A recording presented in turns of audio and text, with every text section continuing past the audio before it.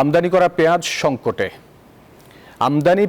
সংকটে আবারও অস্থির চট্টগ্রামের খাতুনগঞ্জের পাইকারি বাজার। এই সুযোগে দেশীয় পেঁয়াজ সিন্ডিকেটের হাতে জিম্মি খাতুনগঞ্জের আড়তদাররা।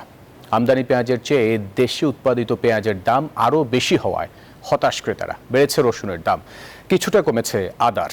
রতন দাসের ছবিতে চট্টগ্রাম থেকে নয়ন বড়ুয়া জয়ের রিপোর্টে বিস্তারিত।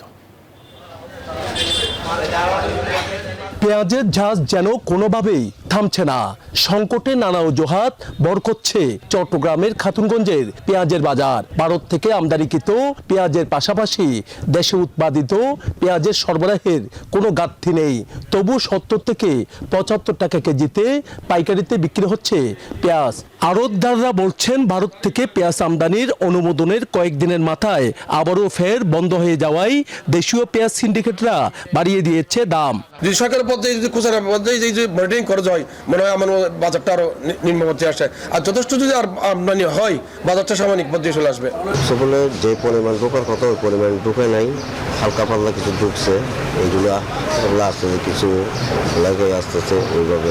পেঁয়াজ ব্যাপারীরা দেখাচ্ছে নানা অজুহাত। এখন হচ্ছে যে মনে করেন দেশি পেঁয়াজ হচ্ছে যে শেষ মৌসুমের দিকে।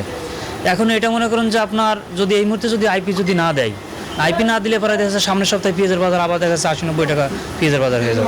পাইকারির চেয়ে খুচরাতে পেঁয়াজের দাম হাঁকছেন ৮০ থেকে ৮৫ টাকা। তাই হতাশ ক্রেতারা।